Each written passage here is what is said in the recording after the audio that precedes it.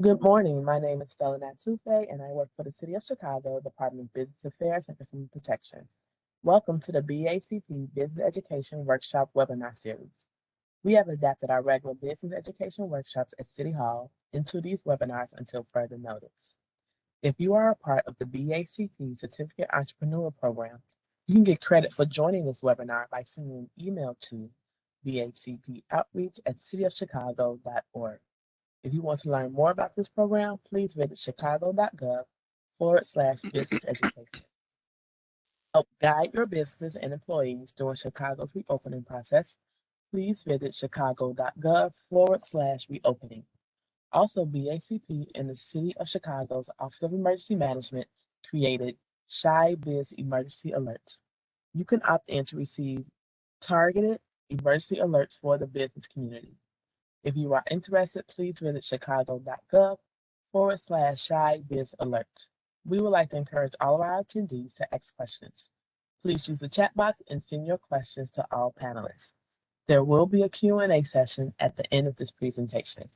Today's webinar is entitled Getting Started in SEO, an Introduction to Search Engines Organization, presented by Ian Rowan. At this time, I will now turn this webinar over to Ian for us to begin. Good morning. I am turning on my video. I hope you all can see me. Just a little bit of a correction. It's getting started in SEO, on introduction in search engine optimization. My name is Edwin Romero. First and foremost, thank you to the Chicago BACP for having me, and thank you for everyone who is joining me on this beautiful Friday morning. What I want to go through today is essentially an introduction of who I am, what I do and why I do it, as well as what is search engine optimization, its impacts, ultimately aligning it with your goals, getting started with some fundamental best practices, and ultimately leave you guys with a few final thoughts. So kicking it off, great to meet everyone. Thank you for having me. My name is Edwin Romero. I'm currently an SEO manager at Capgemini, which is an IT consultancy company. I think 200,000 strong, something like that globally. I have been in the industry for approximately 9 years, going on my 10th year. I've had the good fortune of working with brands of all sizes, small businesses, mid-size, enterprise level clients, and have experience in building out SEO strategies, looking at technical SEO, website architecture, building out content with SEO in mind, and ultimately looking towards offsite to help improve SEO performance. As far as my clientele base or my previous clientele base, current and past, I've worked with brands such as Bank of America, Whirlpool, State Farm, Fossil, GameStop, Meijer, so on and so forth, and all kind of a range of brands in varying industries. As far as how I got started in this, my parents owned a business in Logan Square, a storefront for about 25 years. So I got started with building out their website, looking at best practices from there on out. And the one thing I've noticed and the one thing I love doing is educating. And what better organization to educate around SEO than small businesses and entrepreneurs. So that's kind of who I am in a nutshell. So what is SEO, or search engine optimization, or organic search? At the highest level, SEO is essentially about visibility, improving website visibility in the eyes of search engines. So what that basically translates to is making sure that our websites, the content that it's found, our products, our services, our offerings can be read easily in the eyes of search engines. And in a manner of speaking, they do have eyes. So we consider Google and Bing, what their main purpose is providing relevant search results for an array of audiences like shoppers, students, businesses, hobbyists. They're all looking for one thing or another: buying online, researching, selling, and learning. So Google and Bing are in the business of providing the most relevant and optimal experience.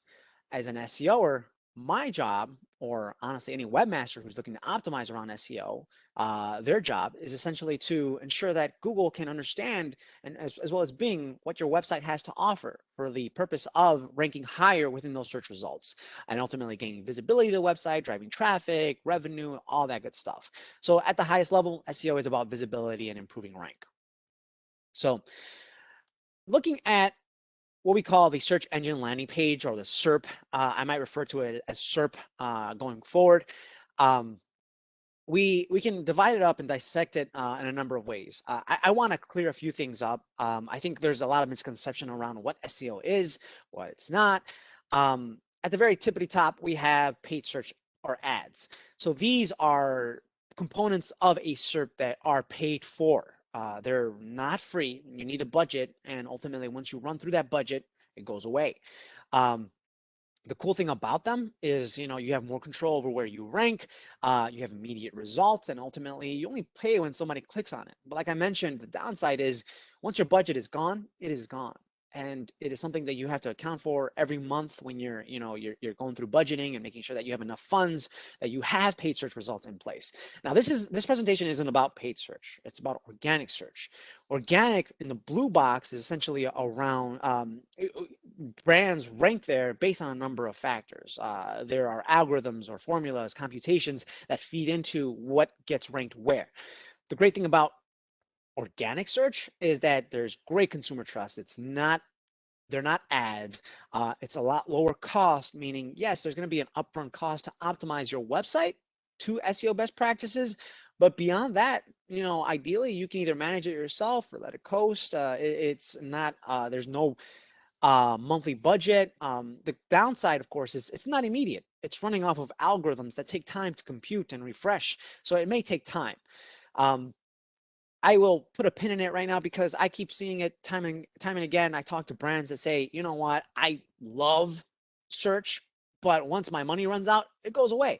Well, that's unfortunate because you're not leaning on organic search, you're leaning on paid search. So if any agency, anyone goes up to you and says, hey, you know what, you can't be found on Google unless you pay X amount of dollars per month, that should be a red flag right there. That's paid search. Those are ads. Organic search, you don't need a monthly fee unless you're actually working with an agency on an active basis. So something to keep in mind. I've seen it time and again. Brands say that they have to pay for the search experience, and that's not necessarily true. So thought I'd put that in there. The other thing I want to talk about is for my brick and mortar friends, those who have a storefront, is the localized SERP, so the local search engine results page. You may have seen this. I looked up coffee shops near me. My intent is basically to look at coffee shops that I might buy near me. I live in Avondale, so I get a map of local coffee shops near Avondale alongside their listings, ratings and reviews. The map will be called the local pack. Below the local pack, we get more traditional organic listings. We start getting those 10 blue links. Expanding it a little further, it's still aligned to that localized intent, what I'm looking for, coffee shops near me. We get results like the best coffee shops in Chicago, the best coffee shops near me, best coffee shops this, that, or whatever in Chicago. And looking down even further, we get more suggestions. And this one's more around takeout, delivery, other types of results that might be relevant to me as a user who is looking for coffee shops. So quite a distinction. Now, this is a localized SERP. I know that some of us may not have brick and mortar. Some of us might have more service-based websites or brands, or some of us might be e-commerce. Based on the space that you're looking to optimize in, you'll get a different view, again, based on your industry. Now, this is, again, coffee shops near me. I used to have screenshots that were around tablets. Now, tablets, as you can imagine, I forget what the search volume is or how many searches per month are performed around tablets, but it's got to be at least 100,000, maybe 200,000 searches per month. With a competitive keyword is what we call it, like that, you get a ton of different types of results. You get ads, ton of ads, you get images, you get ratings and reviews, you get articles, this, that, and the other. So with something like that, it's a little bit more competitive. Again, the SERP based on your industry will change based on the audience and ultimately what the landscape looks like. Okay. So that's all well and good, but how do we determine ranking position? How do we determine what gets pushed into number one, what gets pushed into number two? Traditionally speaking, it's about ranking factors. There are approximately 200 ranking factors that exist out there that get put into these algorithms, these formulas that spit out, you know what, website A gets to position 1, website B, position 2, so on and so forth. Now, I'm not expecting anyone to remember 200 ranking factors, or rather the fundamental section of this presentation will talk about some of the more pivotal ranking factors. If you want to learn the 200 ranking factors, have at it, but I think that might be a little bit more difficult. Again, I think you should keep it towards the most pivotal elements. So that's essentially what gets bucketed into what gets formulated or what gets driven into position 1, 2, and 3. It's algorithms. So with that, I want to talk through kind of the impacts of SEO. I think because we're all here, we all have an understanding of how significant search engine optimization is. But if you're kind of on the fence, kind of deciding whether or not you want to invest in SEO, I do want to throw these stats out there for you in case it makes any difference. Almost more than half of individuals trust search engines. Anyone that performs a search engine query when looking for a business, 64% trust search engines more so than other resources. About half of all searches performed have localized intent, meaning they're looking for something near themselves, near the search user. If you're in the sales game, the close rate is much higher at 14.6% than ultimately any other type of traditional outbound lead, like cold calling, direct email. In terms of mobile searches resulting in offline purchases, that's around 70%. But this is a stat from 2014. Now, keep in mind that we're in 2021, post-pandemic, where so many users had so much more time to be on their mobile devices. This is probably much higher now. So there is an importance or significance with mobile devices. Now, we know how significant SEO can be to any business based on some of the stats, and ultimately you know your business better than myself. But it's significant to understand, you know, what your goals are. There's no point in investing in SEO without understanding what drives business for you.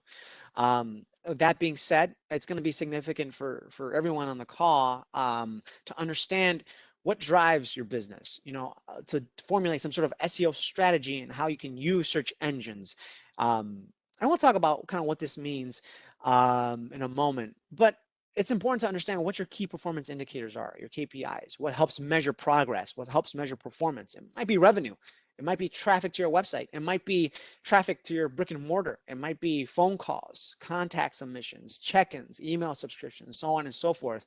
I think a part of this is understanding who you are as a business, what it matters to you, and what keeps the lights on, and building around that. You know, if you are, actually, we'll cover off this slide right here, building around your goals, architecturally speaking or technically speaking.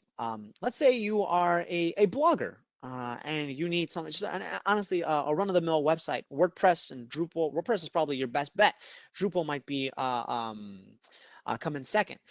If you are, let's say, an e-commerce, you know, you can build e-commerce presence, sell stuff online. Shopify might be your route. You say you're an artist, a musician, Squarespace. Let's say you're mid-sized to a little bit larger than that, looking to sell online. Salesforce Commerce Cloud, Magento 2.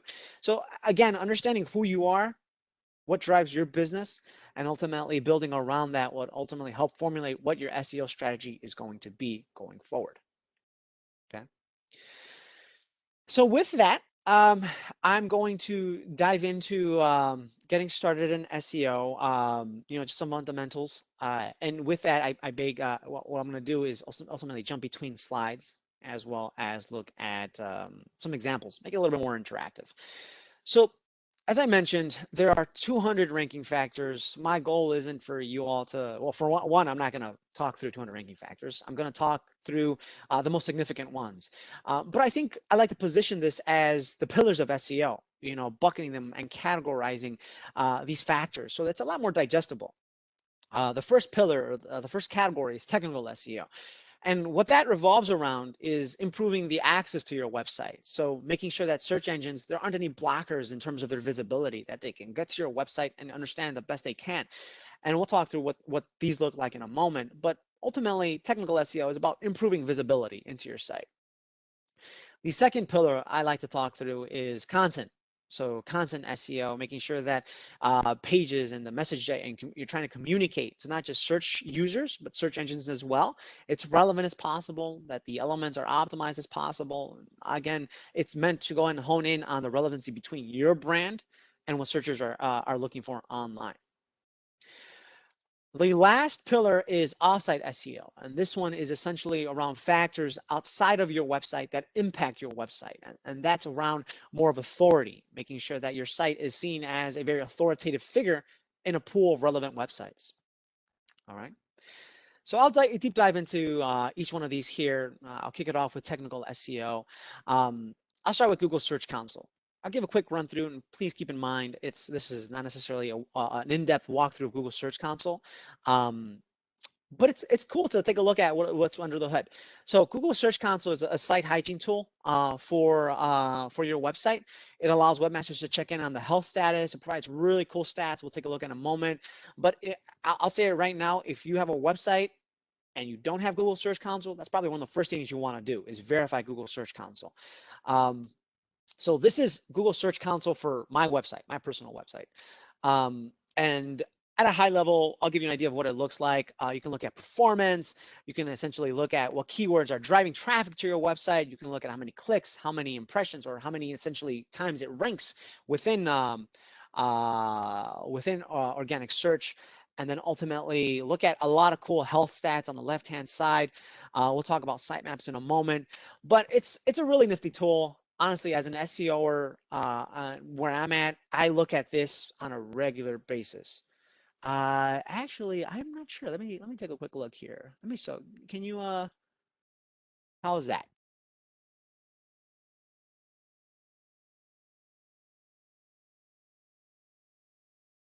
Can anyone Stella, I'm not sure if you can see my screen.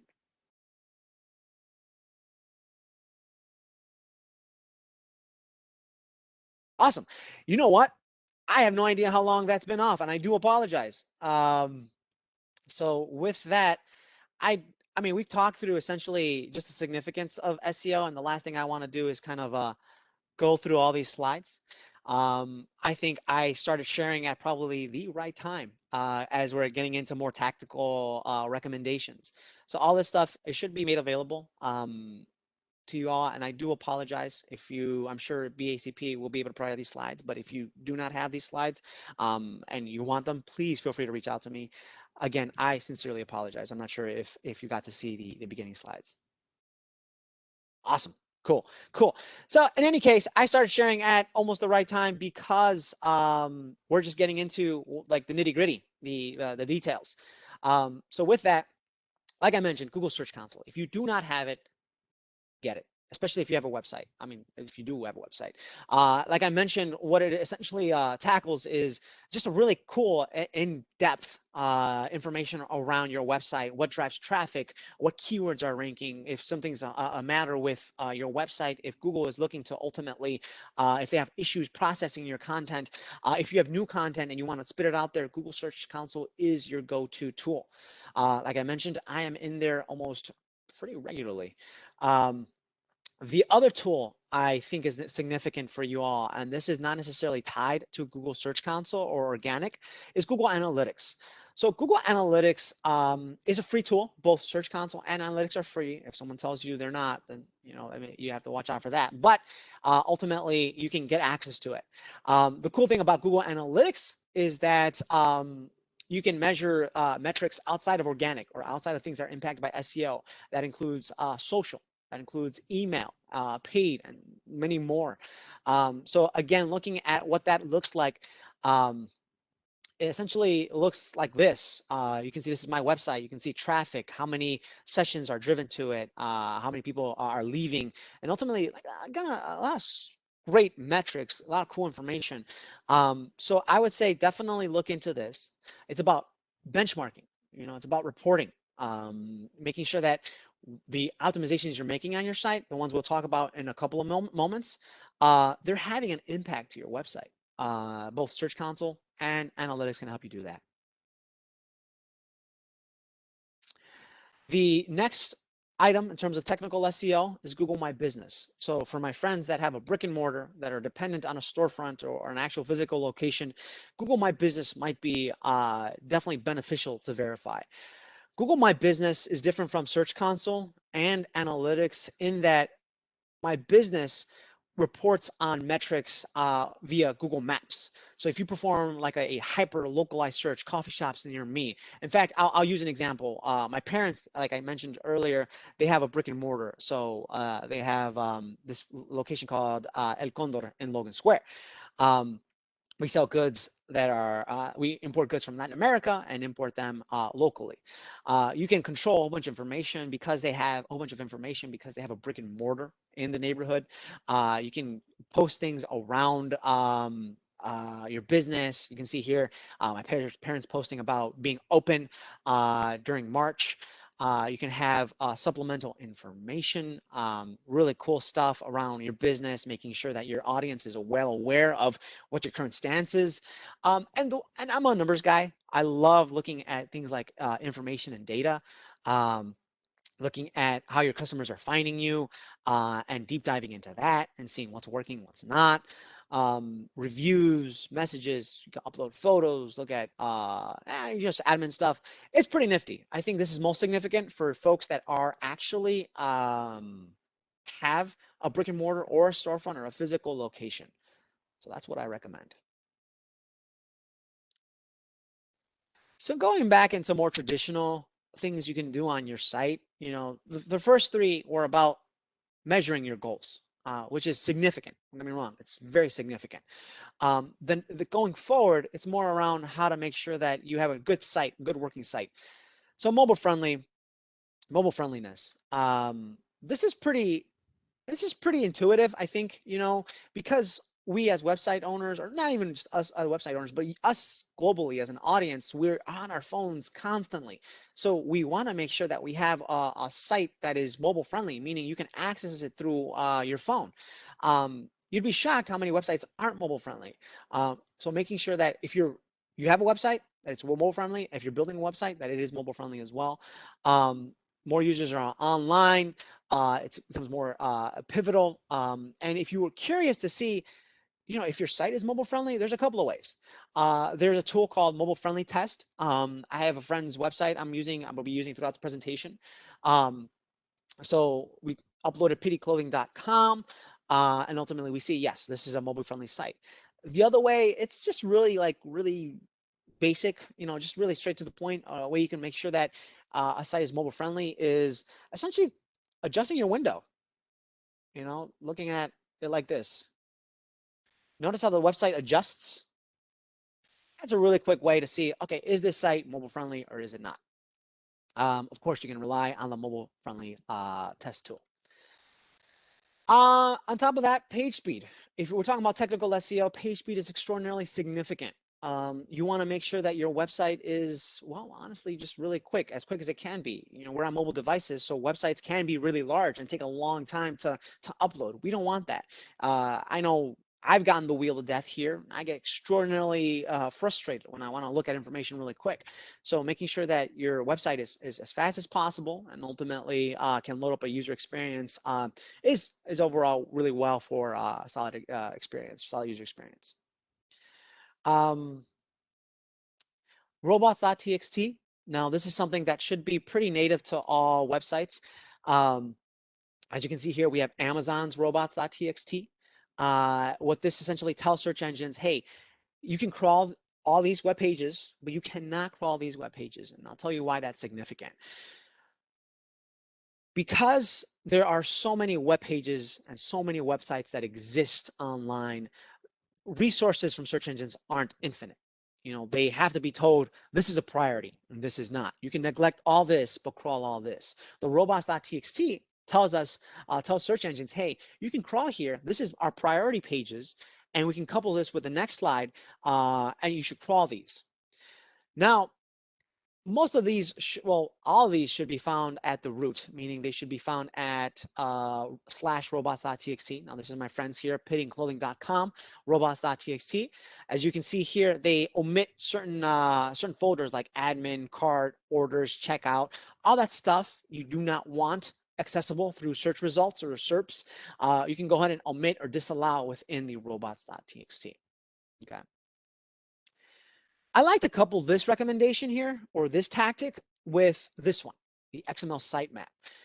So what a sitemap basically is it's a file where you take all your important web pages and you tell search engines, hey, these are our significant web pages that we want you to crawl. You take those files, you publish them, of course, and then you feed them through both the robots.txt and ultimately Search Console. So I'll give you an idea of how that looks like on a live site. This is my robots.txt. Mind all this right here. This is all kind of driven by extensions. But the area I do want you to take away are these links right here. EdwinDanRomero.com, post sitemap, page sitemap, post, author.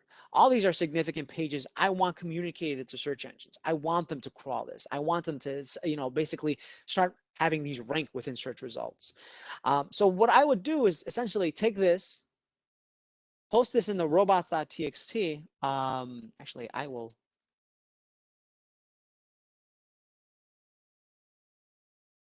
It's a pretty nifty tactic. Post them in the robots.txt. But even more importantly, once you have Search Console verified, post them in Search Console. You can see right here, there is a sitemaps portal. So posting them right there. You can see all my sitemaps are right here. So extraordinarily significant, to have those sitemaps, controlling what gets fed to searchers or search engines, I should say. Because otherwise, if you don't have a sitemap, a robots.txt, or even Google Search Console, you're kind of letting them decide what might be significant, what might not be. You don't want that. You want to control the messaging. So that kind of brings us to the end of technical SEO. The next portion of it will be around relevancy, so content SEO. And with that, I think what I'll do, again, a mixture of being on the slide and jumping to real world examples. When it comes down to content SEO, SEO in general, honestly, you want to make sure you tie back what your brand is about to what search engines or search users are looking for. And to do that, you have to perform keyword research. What that means is looking for the words and phrases that searchers use that are relevant to your business. That's probably, there are things called branded phrasing. So let's say I have a business, let's talk about Pity Clothing. Pity Clothing is the brand. Actually, that is probably not the best example. Forgive me. El Condor, I guess, is a really good example. El Condor is the brand or the name of my parents' business. But a non-branded phrase like Ecuadorian products would be something that's tied to the business, but not necessarily tied to the name of the business, if that makes sense. So you want to make sure that you look for these non-branded keywords, these non-branded phrases when you're doing your keyword research. Reason being, again, you want to marry your brand with the audience, how they're looking for. If they're looking for Ecuadorian products, if they're looking for Pitbull clothing, what have you, making sure that you take that keyword research and then you apply it on your website. We'll tie that back. We'll walk through working examples in a moment. You want to make sure that it's extraordinarily relevant. You don't want to rank for something that's not relevant, that doesn't drive business. And you ultimately want to rank for something that has search volume, what we call monthly search volume, or MSV, which is the total amount of searches performed per month from a specific keyword. Look at your competitors, see how they're doing, know who you are and know who your competitors are. So that way you can look at that competitive research and see what they're ranking for and how you can optimize around that as well. So that's kind of the area of focus. Now, I guess it comes down to how do you find these keywords? How do you perform these keyword research? This keyword research, and there's a ton of tools online. There's keywords everywhere. I'll be honest, that one's probably my favorite at the moment. There's the Google Keyword Planner, ads. So if you have a Google Ads account, you can go ahead and lean on their data. Google Trends is a pretty nifty one. I like it a lot. SEMrush and Ahrefs. This one is a little bit more sophisticated. So if you do have access to SEMrush or Ahrefs, phenomenal. Feel free to lean on that. Answer the Public, it's a free tool, and ultimately, honestly, it gives you good ideas on what keywords you can expect to see for a specific phrase or topic. And ultimately, after the presentation, you want to deep dive into these tools to see which ones are right for you. I provide a link, so feel free to deep dive into it. So what I'm going to walk through right now is my favorite tool, Keywords Everywhere. And it is a paid tool, but honestly, I don't think it breaks the bank. I use it. It's about $10 for 100,000 queries, and I'll show you what it looks like right now. So I have Pitbull clothing right here. Keywords Everywhere, what it does is it pulls in this information. We can see that there are 4,400 searches per month. Wow, this is an ideal. We would love to rank for this, especially if we were this brand, Pitbull Clothing. But we also want to understand, what other opportunities exist out there for our brand, Pitbull Clothing. So Keywords Everywhere, what it does is provides a whole bunch of related keywords, clothes for pit bull puppies, pit bull clothing, other information here. It's pretty nifty. Pit bull and parolees clothing, pit bull clothing line for dogs. So a lot of great information around this keyword, related keywords, things that can be fed into your keyword research, whether you're doing one page or your entire site. You can take this, focus on the volume, and put a priority on those that are relevant and those that ultimately will drive traffic. Now, I will caveat that with, watch out for those keywords that are like super massive. We talked about moments ago, tablets. So we have a tablets. Tablets probably generates. Actually, I'll tell you how much it generates right now. So this is the tablets phrase. Look at 673,000 searches per month. That's massive. I'm not saying don't optimize around it, but I'm saying be realistic about it. Based on your website, for one, is this relevant enough, or can you go a little bit deeper? Can you be more specific? The more specific you are, the better you can align your website with what searchers are looking for. That's what I mean. Like I mentioned, this is a free tool, not mine, but I think it's a really awesome tool. I paid $10 at the beginning of I think maybe beginning of the year. Actually, no, I think a few months ago. And I'm an SEOer, so I'm typically in this every single day. And I bought 100,000 credits. I'm at 93,000 credits right now, pushing 94,000 credits. So super cost efficient, super awesome. I definitely recommend it if you're trying to understand your keywords. So that's what I wanted to talk through as far as keyword research goes and the keyword research tools. But then it comes down to, well, it's phenomenal. You have all these keywords you optimize around, but how do you measure progress? We have Search Console, which is great. We have analytics, which is awesome, but sometimes you want to measure at the keyword level, and you can certainly do so. You can look at tracking tools or performance tools. One of my favorites is SEMrush. Ahrefs is a really good one, but they are a little bit more costly, and they're more like agency friendly, kind of like me, who has multiple clients.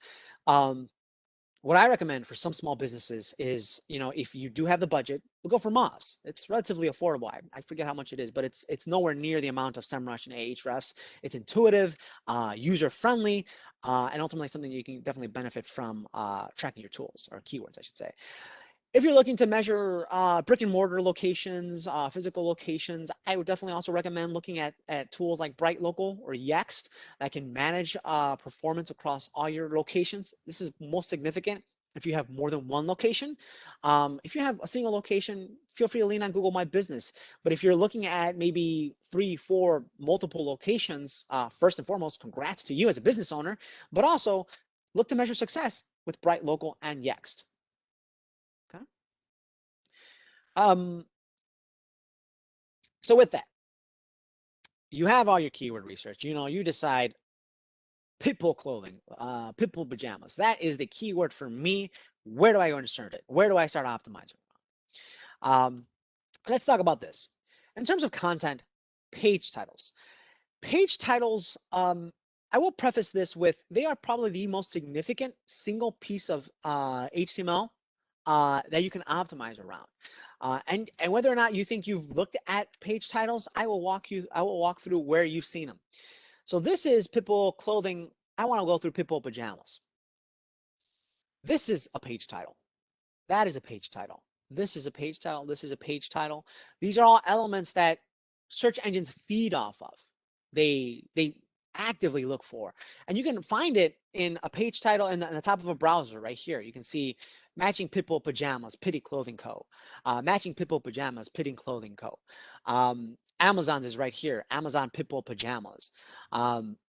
So they're found right there, and depending kind of what platform your website is on, it's gonna drive how you optimize around it, whether it's manual, you can bulk upload, all that good stuff.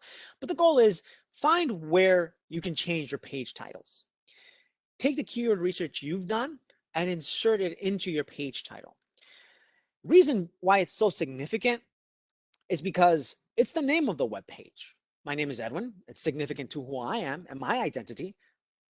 Page titles are significant to a page's identity, and it ultimately kicks off the page's theme or topic. So what you'll want to do is take a very solid keyword, a single keyword. You don't want to optimize multiple, but take a solid keyword and insert it into one single page title and work from there. As far as some recommendations go, keep it between 55 and 65 characters long. If it's any longer, if it's a super long keyword or page title, I should say, it gets cut off. You don't want that. You want to maximize the real estate. So keeping it between 55 and 65 helps ensure you do so. Use the keywords you've done from your keyword research.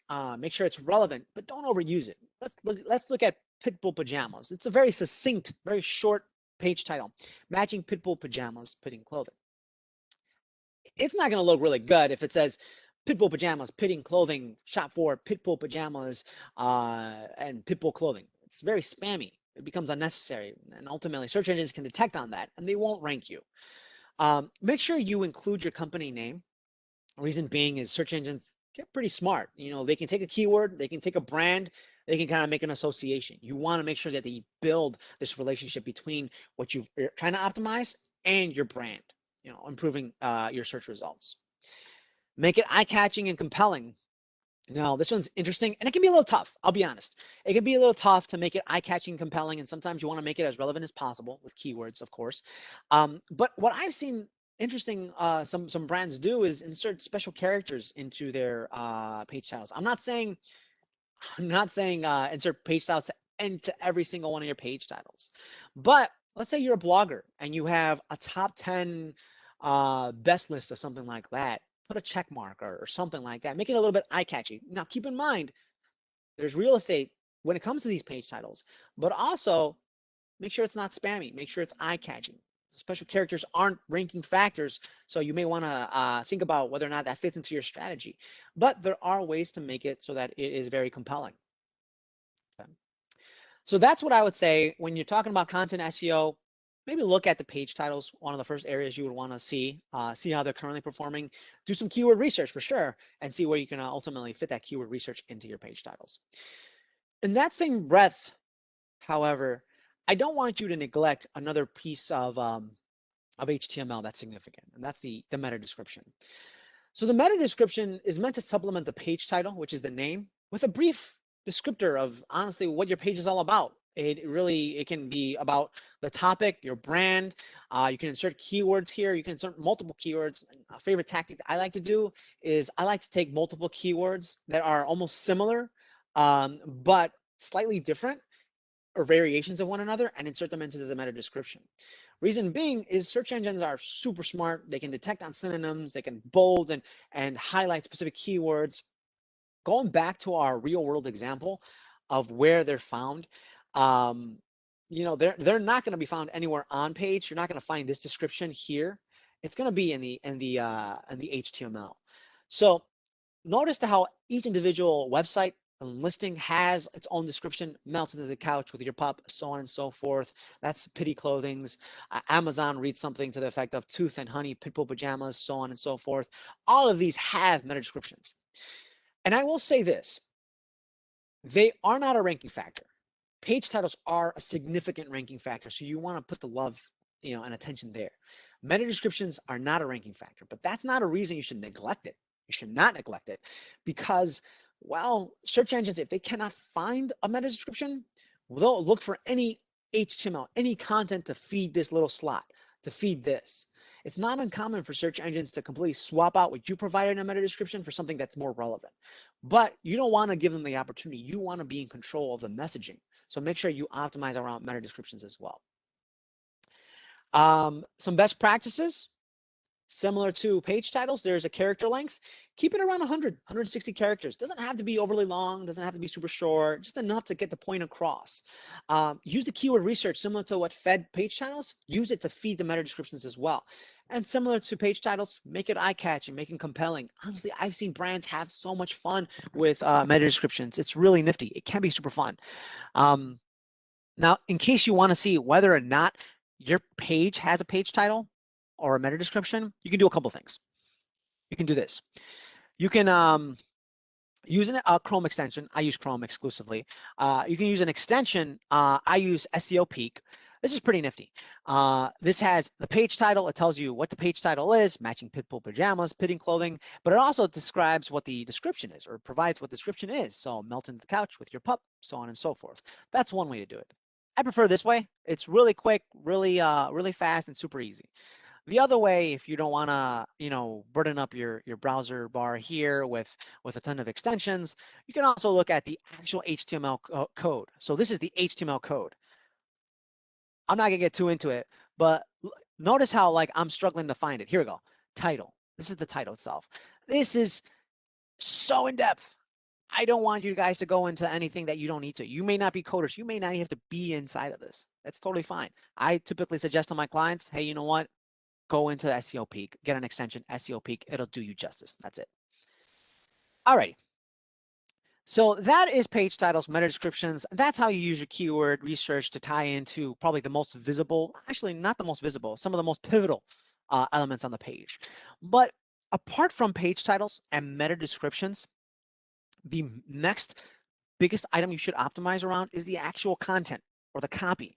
And what I mean by that is I took a screenshot of Pity Clothing, that page we were looking at. I highlighted all the references to pajamas, and we'll walk through in a moment kind of where that may be. But the reason why this is significant is because, again, you're in the control, or you're in the driver's seat. You can tell search engines, hey, my web page is significant around Pitbull pajamas because we reinforce it. This is how significant it is. You have to keep it relevant. Use variations, of course. You reinforce what the page title tells the search engine it's about, and it provides good user experience so that search engines know, not search engines, search users know that this page is about Pitbull pajamas. So what I ended up doing, I like to do this sometimes, especially when I'm doing keyword research on competitors, when I want to see how they're leveraging the keyword. I just basically take my keyword, and I take pajamas, and I search for it on page. You can see right here, there are 20 references to pajamas across the entire page. And they're inserted into the product name, they're inserted here. It's pretty nifty, it's pretty cool. In the what we call the footer. So reinforcing, again, the keyword into the content and the copy of the page where it's visible is significant. Now, feel free to do this on your competitors as well. You can see how often they use it. So we have Amazon here as a competitor. Oh, my bad. We have Amazon as a competitor. We can see how often they use it. Pajamas. They use pajamas 118 times, 119 times. But let's get more granular. Pitbull pajamas. So this is more specific. They use it 12 times. So a lot less than a lot less than just simply pajamas, but they do reinforce it. It reinforces the topic. Now, I do want to caveat this with be careful. Don't go all wild with it. Don't make every other word pajamas or pitbull pajamas, because then it comes off extraordinarily spammy. Forgive me, I saw a question, what tool am I using? I'm not using any tool. I'm just using a control find. So control CTRL F, control find. And I just do a quick search. Nothing fancy. But again, keep it simple, keep it relevant, and don't spam up the web page. That's on-page copy. That's where you can use it. Other content areas, and I'm not sure how many of you all thought about this, but other content areas that you can ultimately use keyword research include the URL, navigation, header tags or H1 tags, links and anchor tags. And I'll show you kind of what I mean by each one of these here. The URL, it's significant. It is a ranking factor. Notice how Amazon uses the Pitbull pajamas in its URL. So you want to make sure that you reinforce it. Again, make it so that it's not something robotic. You're not spamming it up. It's legible and it makes sense to users, and you'll be fine. Navigation. A lot of brands use keywords in their navigation, and they sync it up with what we call links and anchor text. Anchor texts are basically the words and the text you use to build a link. Now, why that's significant is because it passes on this value that exists from one page to another. So it reinforces the value in another page. So you want to go ahead and use the navigation, the links and anchor text and all that good stuff. And the other one is header tags. So header tags are another HTML element, and they kind of reinforce the topic, the keyword we found in our keyword research. So you want to use Pitbull clothing in the page title, Pitbull clothing in H1 tag. In our case here, Pitty clothing is not using it in the H1 tag, and that's totally fine. It depends on your brand. Is Amazon using it? I will tell you right now. To a degree, it's not ideal, but they are using Pitbull pajamas. You want to make sure it's a lot more succinct than this, or a lot shorter. But again, H1 tags are going to be your best friend as well. So those are other areas you can insert the keyword research. Now with that, I'm going to move towards offsite SEO, how essentially some components or how things outside of your website may impact your website. Okay. Let's talk about link building. Link building is essentially the process of getting references or links from a website outside of your own. So we have website A. Let's say our website is Pitty Clothing. We have a dog review website. We have a dog website. We have a dog owner website. We have just a cute clothing website. All these websites are relevant to our brand, Pitty Clothing, and they all provide a link back to our website.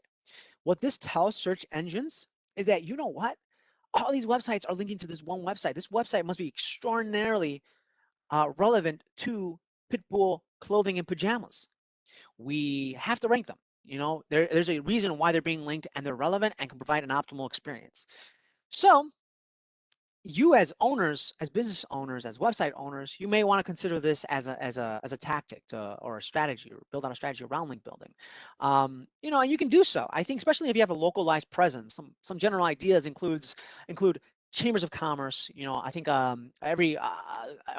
almost all chambers of commerce provide a link back to your website. Local calendars, if you're hosting something, making sure that there is that you're included in a local calendar. Your business might be extraordinarily good at something. You know, best of guides are your friends. You may make donations, so make sure you ask for the organization if they can link to you. You know, it's sometimes it's a tall order, but it's worth a shot. You may have prominence in the area, local awards, shout outs, directories. So there are a number of ways you can build out links. But I will say this, be careful, because sometimes there are brands or companies that will say, you know what, I'll sell you a link. I'll sell you one link. Not only will I sell you a link, but I'll manage all your link campaigns. You want to be careful, because Google does not like that. Google prefers you to earn these links naturally, organically. Don't buy them. Search engines can pick up whether or not you bought a link. It's pretty wild. It's almost scary, but they can detect whether or not it's earned or it's bought. So if you're working with somebody that's telling you that they'll make sure you get links, you want to be careful how they're doing it. Okay. I've seen a lot of brands burned on this end, but just be safe on that end. The other thing we want to consider when we talk about offsite SEO are citations and name, address, phone number, website URL. So NAPW. Why that's significant is because, you know, you constantly reinforce your brand at a local level. Search engines start to note that. It doesn't have to be linked. It's pretty wild how smart they've gotten that they can associate just text, a description of your business, with the business itself, and know that they're tied. And you may think to yourself, well, how do we build out these citations? How do we get our website, our brand, our address, our name, phone number, all that stuff? How do we get it cited? Well, there are a lot of great resources online that are pretty safe. So Google My Business is a perfect example. it's a perfect example of making sure that your website is cited and has all this great information, the name, address, phone number, website. Bing Places, don't forget about Bing.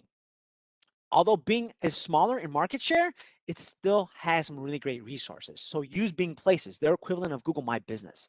Use Yelp. Yelp is really significant. If you're not on Yelp, although this is not a Yelp SEO course or Yelp SEO seminar or what have you, Yelp is pretty significant for any brick and mortar or localized or physical location. Um, Facebook also serves that purpose. Yahoo Local, TripAdvisor, Foursquare. It seems like Foursquare is a little bit older, but it's still around. And some of these resources can ultimately help build out these citations. Apple Siri, Bright Local, Yext can also help out in building out some of these citations. Okay. So I know that's a lot to take in. I do want to leave a few final thoughts before jumping into some of the questions. And these mostly around kind of how to prepare you for optimizing the website, your website. And I think the most significant part of it is know that it's a process, be patient. I've been on the receiving end of why aren't we getting results? Why aren't we getting results? And I'll tell you exactly what I tell my clients. It's a process. It takes time. You have to be patient with SEO. The brands that aren't patient typically end a deal with a quality SEOer and ultimately go with somebody who promises to be timely with the results. You don't want someone that sells you on that dream. So be patient. Tackle the pillars of SEO. Making sure you tackle technical content, offsite, all that good stuff. Especially if you haven't verified Search Console, Google Analytics, Google My Business, tackle the page titles, do keyword research, understand what search trends are and how they align with your business. Claim your local listings. We talked about Google My Business, Yelp, Facebook, but there are a whole bunch of other listings that exist out there that can help your local SEO efforts. That is all I have. I have to apologize. I didn't share the first portion of it, but I'm sure this will be shared out. With that, any questions I can help answer? You do have some questions. Awesome. Let's see if I can pull it up here. I am in the chat box. Can you see the questions? I might have some difficulty. Let's see. Bear with me. Boom. There we go. Let's start from the tippity top. I was not sharing my screen, so I apologize for that. Let's see here. Thank you so much. That's very kind. What tool was I using? I think I answered that one. That one I was using keywords everywhere for my keyword research tool, and I was just doing a simple find through my keyboard, Control F. Awesome. Any other comments, questions? Yeah. Would you recommend Google Console over Google Analytics?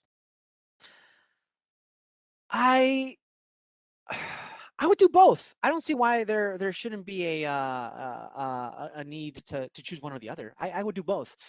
Both are free.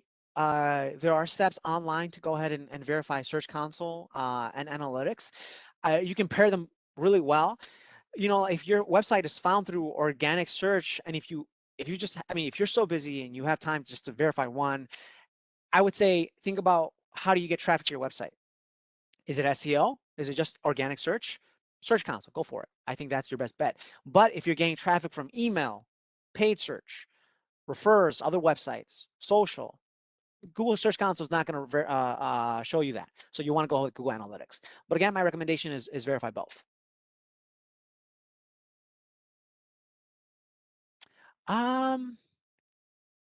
Do not have the same. I believe I may have been so focused on brand recognition that my page styles did not have as many keywords. That's a common mistake. I think so many people think my brand, my brand, my brand. Well, that's great that you're passionate about your brand and you want to put it out there. But the fact of the matter is your brand may not get any recognition if search engines or search users cannot find it. So you want to marry your brand with these non-branded keywords. So going back to the example of my parents' business, So El Condor is their brand name. Ecuadorian products are the non-branded keywords. So we like to marry that up so that when you look up Ecuadorian products, they can find El Condor. I hope that makes sense. Okay, are local listings necessary? If focused on a topic, not locale, are local listings necessary? That's a amazing question. So if you don't really have any if you have no impact to your local community, there's really no reason to do Google My Business. There might not be even reason to engage in local listings or local SEO. I think if you have a brick and mortar, a physical location, it may benefit you for sure.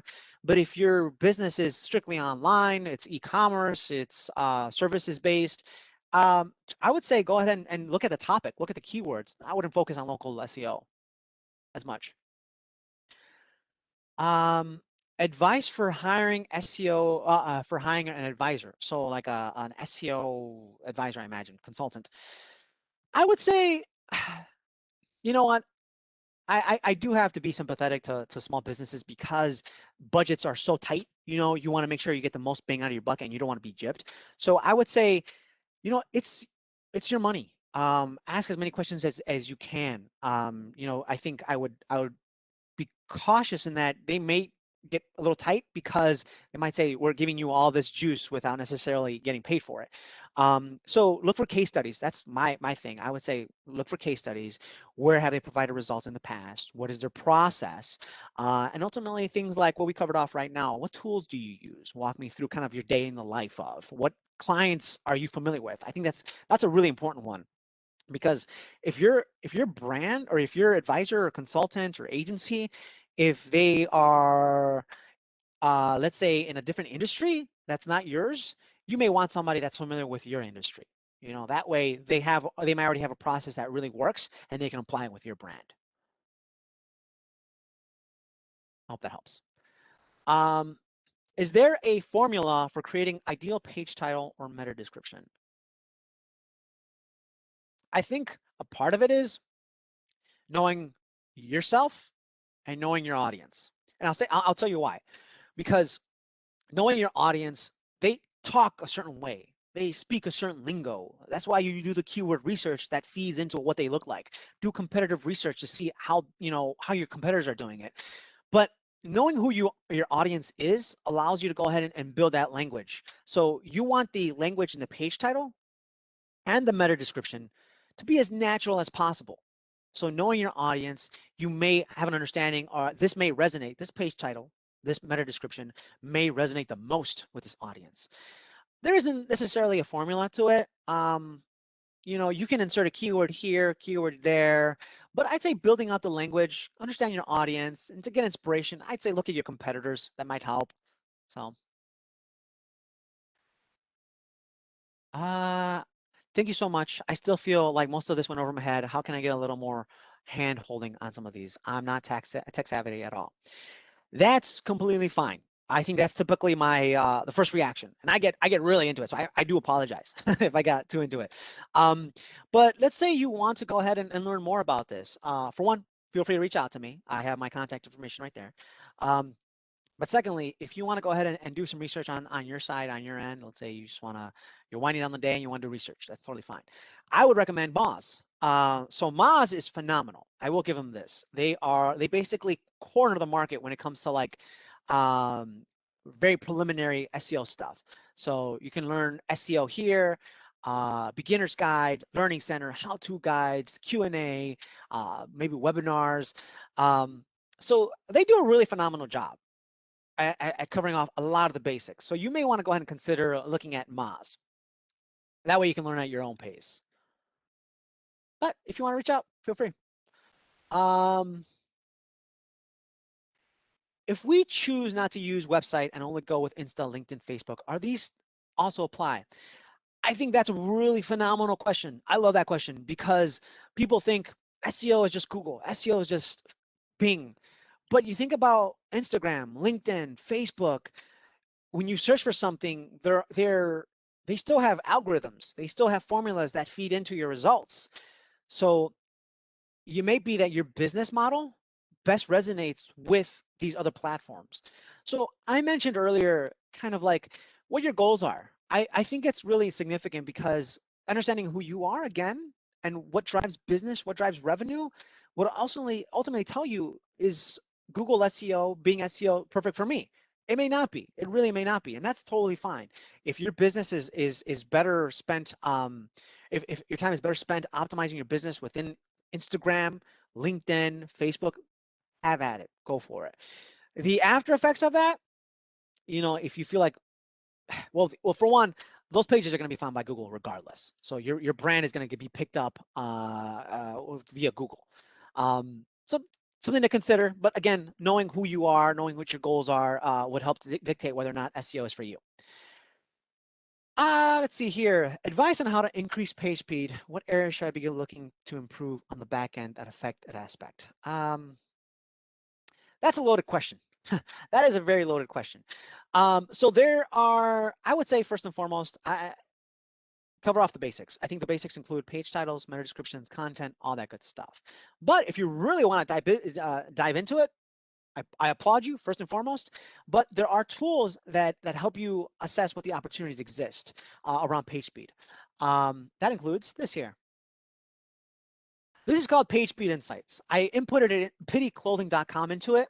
This is a great resource. I work with my brands to kind of help dissect what the opportunities are and how to go ahead and with their development teams and tech teams to optimize around it.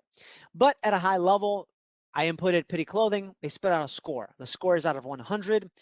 Sometimes 100 is achievable. I think you have to be technologically optimized, like all the way to be 100. It's possible. Sometimes it's difficult, but it's possible. They offer a whole bunch of information here. I'm not going to get into all of this, what all this means. But if you're looking for like where to start, opportunities, I would say, is your place to start. Looking at deferring, all these mean different things: deferring off-screen images, eliminating render blocking resources, reducing JavaScript, sizing images, minifying JavaScript. I'll give you two examples of common ones. So eliminating render blocking resources. What that basically means, removing anything that may block search engines from actually looking at your page. Minifying JavaScript is another really popular one, really low-hanging fruit, something really easy to tackle. And that was basically reducing and minifying basically means making your JavaScript, all that code, very succinct and more efficient. So that's where I would say start. I mean, it really depends on your website. Some of this stuff might not be relevant to you, but I say start with PageSpeed Insights. From sites to view competitor traffic calls. Any sites to view? Oh, so I'm guessing you're looking for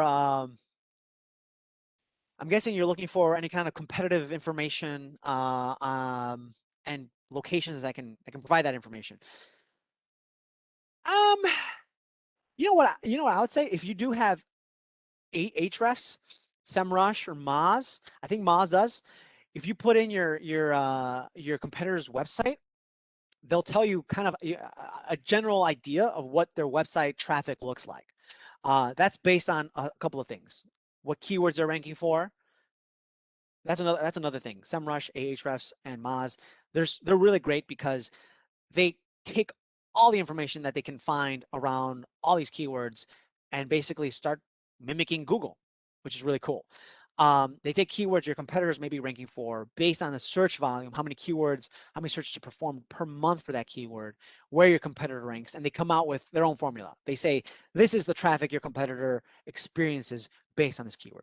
It's pretty nifty. I like it a lot. As far as calls go, I don't know anyone that has calls. There might be Bright Local Yext that is able to measure those kind of local SEO metrics, but I couldn't speak to that with confidence, I'm afraid. No worries. Does your org run an assessment and related services tackle all of this? I definitely need some assistance cleaning up my website. Of course. Well, feel free to reach out to me. We can talk about any kind of assessments. There are technical and strategic assessments for sure. Feel free to reach out. I don't know if there are any other comments, questions. I feel like I covered them all, but let me know if I missed any.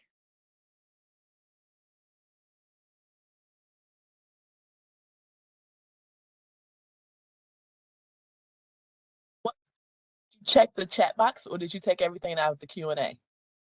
I opened this up here. I don't know if I checked the chat box here. I thought I did. I think you took them out the Q&A. It's some in the chat box. Oh, I'll What check. tool can you use to research the market, and also who are your biggest competitors? Sure. Let's talk about that one. So, what tools I can use to look at the market, right? And who are my biggest competitors? No, I think they're referring to like their competitors. They want to know who their competitors are. That makes a lot more sense. Okay. So I would say SEMrush is a really good tool. I love SEMrush. It is pricey though. I'll tell you that much. I believe it costs like $99 a month. But if you're just doing upfront work and you want to go ahead and just use that $99 as an investment to understand the competitive landscape, I'd say it's totally worth it. So SEMrush, you can go ahead and input your competitor or a keyword. I would say a keyword. Start there. If it's relevant, see who's ranking there, and then look at those top brands as your competitor. But if you have an idea of just generally speaking what one single competitor is, you can use SEMrush to input their domain, and there is a competitive analysis tool that spits out what their competitors might look like. Granted, they have to be a relatively good performing website to go ahead and have that information, but that's a way I would approach it. SEMrush, Ahrefs, and Moz, I think, do all that. This tool, this question says, are Search Console Analytics and Google My Business free? Yes, they are free. There are great resources online to help verify all of those. Let me see if I can go ahead and open up more.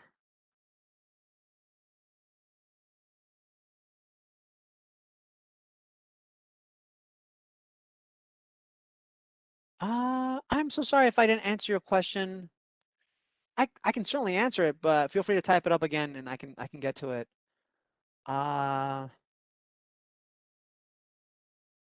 Okay, let's start with this one here. Oh, maybe that was Sharon. If you are starting local but want to expand your market later, what are mistakes to avoid? If you are starting local but want to expand your market later, what mistakes to avoid? I think the fundamentals, honestly, they help cover the bases so that you're building the foundation. I think it'd be more. Let me take you back here.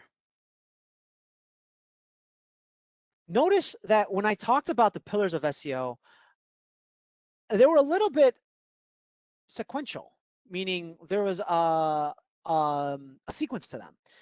I always say start with visibility, because what's the point of having content if it's not visible?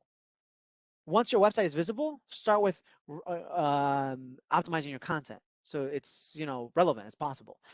I typically defer to authority, so anything offsite, depending on the brand, till the very last phase when your site is extraordinarily mature.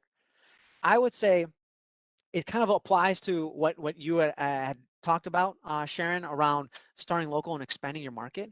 Cover your bases around visibility and relevancy. I think getting those right off the bat, because otherwise, if you go straight to building out your market, you're basically not covering your foundation. I hope that helps. Let's see here. Are Shopify websites ranked differently? Yes, maybe, and no. I say that because Shopify code is really clean. It's really fast, so it affects page speed metrics, which is phenomenal.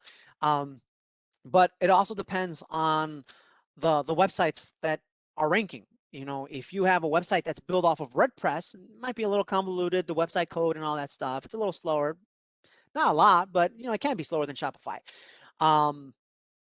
Then But if the WordPress site has a ton of great content, it provides a phenomenal user experience that tells search engines, I don't care how fast Shopify is. All I care is that WordPress site, it has a great experience, and I'm going to rank this above the Shopify site. So I hope that helps. It's all kind of like, it depends. Is there a website resource that walks entrepreneurs through the basics of SEO? I think that was I mentioned Moz. I think that's a really good job at covering off a lot of the fundamentals. If you do have any questions, again, feel free to reach out to me. I'm always open to a conversation. Um, I'll bring it back over here. Contact information. Is my website using WordPress? Do you use Sitekit plugin if using WordPress? My site does use WordPress. I like it a lot, and I'll tell you why. I was building a Shopify site. I'm not bashing Shopify, but it's a little bit more complicated and a lot more costly. It depends if your brand has the funds and the resources to build on Shopify. That's totally fine. WordPress is it's more cut and dry, a lot more cost efficient. I don't use Sitekit plugin. I'm not really sure what that is, but if it's more around like optimizing around SEO, I use Yoast SEO plugin. I think that's a really phenomenal one. If you're talking about installing specific WordPress themes, that gets a little bit more technical, and there's a number of ways to do that.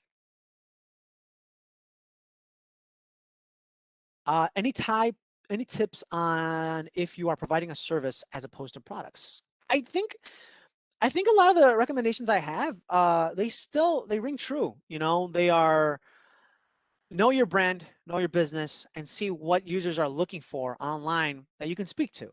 Um, I talked about products here, but might be cases where you're an accountant, you're a specific accountant. Let's say you're, I'm not even sure if this is it, but first thing comes to mind is musician accountant, like, or accountant for artists.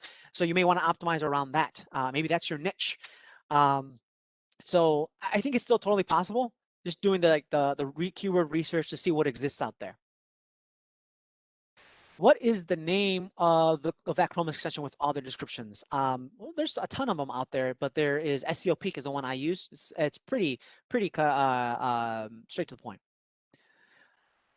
Okay, and then we get to all the screen share questions. So again, apologies on that.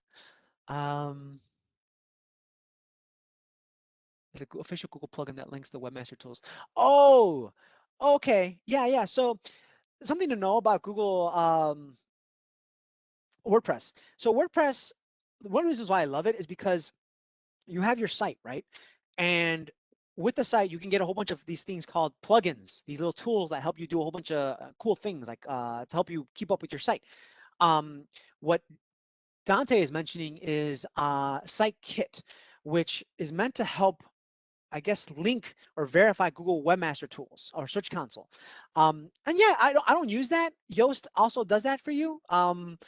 I personally like to keep the plugins as concise as possible, so not keep them duplicative. So I would say maybe lean on one plugin over another, but if you want to use Google Site Link Kit, that's totally fine as well.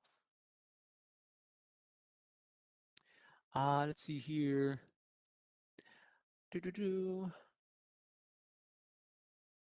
Okay, I think I got all of them. Any other comments, questions?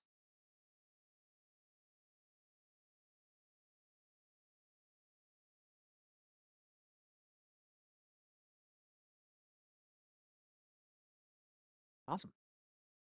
This one, how do you determine what your own current ranking is? Yes, that's a good one. That's a good one. So there are several ways, honestly.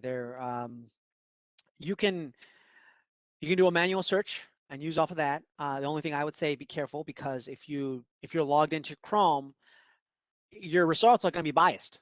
Um, Example, my parents, El Condor.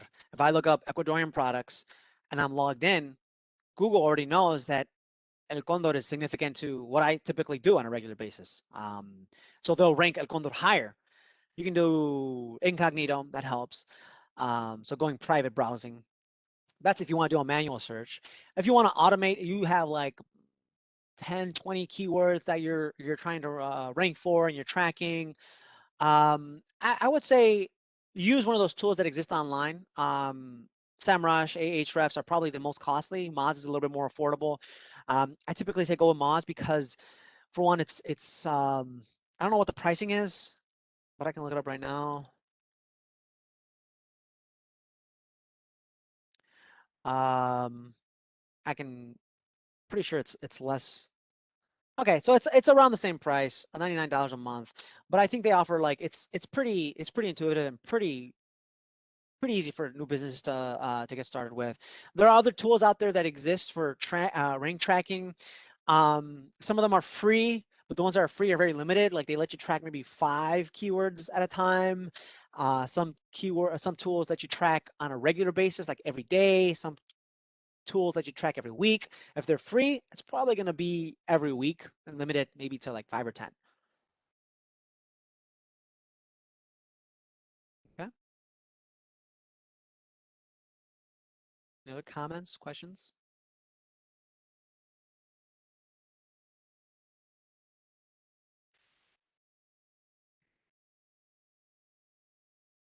Thank you so much, Sharon. I really do appreciate it, and I feel very embarrassed. I think it's the 4th time I said it. Thank you. I do apologize for not sharing my screen earlier, but I do hope that the rest of the presentation was helpful.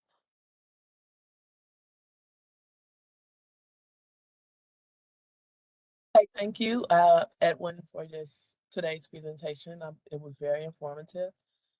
If you would like to receive credit for today's webinar, please send us an email to bacpoutreach@cityofchicago.org. Again, if you are part of the BACP Entrepreneur Certificate Program, please, and would like to receive credit for today's webinar, send us an email to bacpoutreach@cityofchicago.org.